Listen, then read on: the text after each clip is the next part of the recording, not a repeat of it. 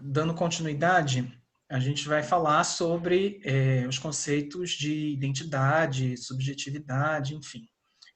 Como se dá o processo de formação do sujeito, né? De como uma pessoa constitui a sua identidade. Tá? Isso é algo fundamental, para tanto individualmente como em grupo. Tá? Então, como se constitui, né, o carioca, por exemplo, tá? Para a gente poder trabalhar essas questões, a gente precisa entender como a psicologia ela organiza esse processo de formação da identidade, tá? Então, assim, sempre que a gente fala de identidade, a gente não pode pensar na identidade como algo monádico fechado em si. Tá? Todo o processo de constituição da identidade, ele se dá em função do outro. Tá? Necessariamente do outro. A criança, ela vai mimetizar o comportamento da mãe, o comportamento do pai, né? E o processo de identificação é justamente essas mimeses, essas cópias e a refutação, né? A recusa a determinados traços de características de personalidade. Tá? Então, isso obviamente é singular em cada pessoa, em cada ser humano. Tá? Esse processo de identidade ele está vinculado à estruturação psíquica, que são, Freud vai tratar do eu, do supereu e do isso, ou inconsciente ou id. Tá? A criança pequena, o bebê, enfim, ele vai ter inicialmente uma relação de fusionalidade com a mãe, muito próxima com a mãe, né? É uma relação de espelho. O Lacan também vai trabalhar com o estádio do espelho, enfim. Então, assim, a ideia do bebê e da mãe é uma relação especular, tá? A mãe, quando alimenta a criança, ela não está só dando comida para a criança, né? Ela está projetando a, as suas necessidades, os seus anseios, os seus medos, as suas angústias naquele bebê também. Então, o processo de alimentação ele está muito vinculado ao próprio processo de constituição da identidade. Tá? E esse processo de identidade ele começa inicialmente numa posição especular, né? O bebê se vê refletido no olhar da mãe e ele passa a incorporar aquele olhar à sua própria constituição psíquica, tá? E ao longo do tempo, quando a criança percebe que ela não é o centro das atenções da mãe, isso vai dar origem ao processo de constituição do narcisismo. Tá? O narcisismo ele pode ser entendido como justamente esse investimento, né, que era inicialmente destinado à mãe ou alguma outra pessoa, ou alguma outra coisa, e passa a ser investido em si próprio.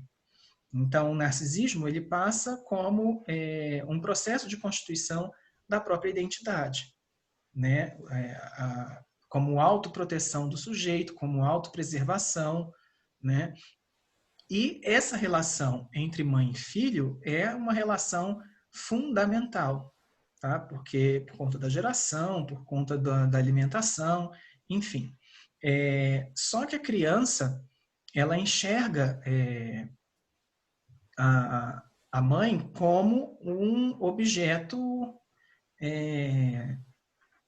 único, né? Depois é que ela começa a expandir esses investimentos para outras pessoas. Mas, inicialmente, ele se dirige quase que exclusivamente à própria mãe, né? Então, qualquer um que se aproxime dessa mãe, e isso não é só uma pessoa, pode ser qualquer coisa que desperte o desejo daquela mãe, vai ser compreendido pela criança como algo,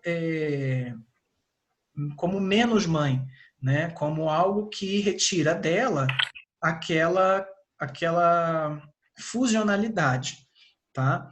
E isso é importante porque, a partir de um determinado momento, a criança ela vai perceber a existência da figura do pai. Então, essa figura paterna, que não se confunde com o pai biológico, tá?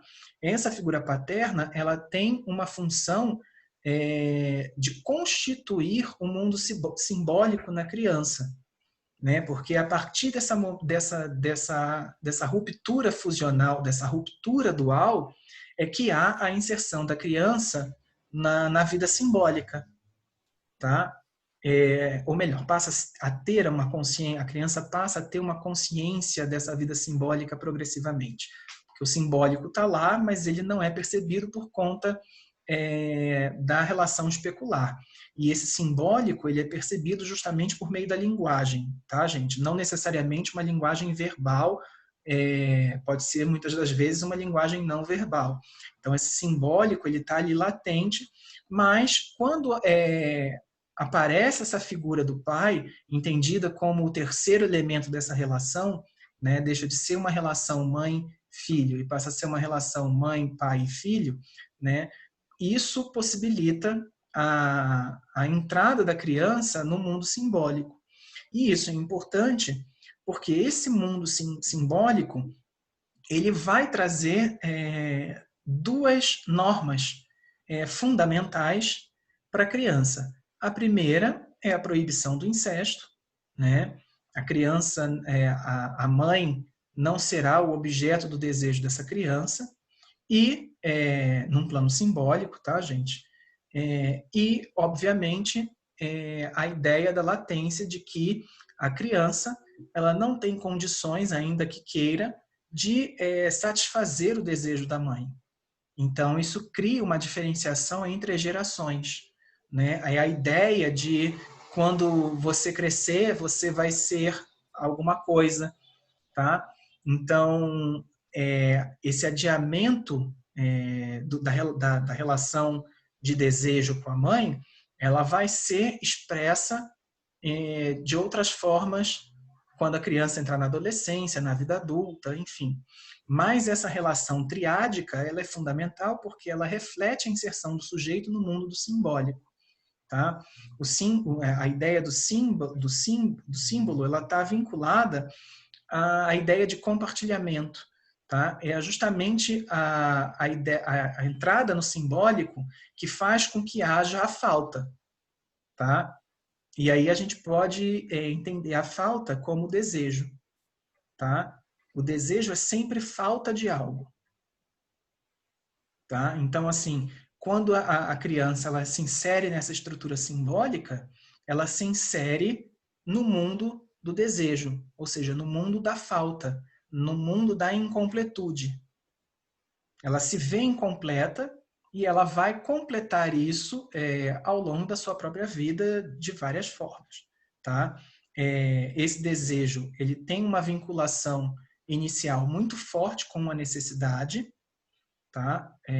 As pulsões vão estar vinculadas a essa necessidade. Então, se você tem fome, há uma pulsão oral nisso. Só que a gente tem que lembrar que no ser humano não há um instinto, há pulsão. Então, essa pulsão ela vai ser singular, né? É sempre uma relação singularizada. E essas pulsões elas vão estar vinculadas à necessidade e ao prazer erótico. Tá? Então, pulsão oral na boca, a alimentação, isso pode se refletir na vida adulta, sei lá, porque como vício no cigarro, enfim, a pulsão oral, a pulsão anal, né, pelo ânus, o controle das necessidades, enfim, e a pulsão genital, que no modelo freudiano seria o ápice desse modelo, tá? Entendendo-se que todo ser humano chega à constituição dessa integralização do corpo e das pulsões por meio da genitalidade. Tá? Alguma dúvida até aqui, gente?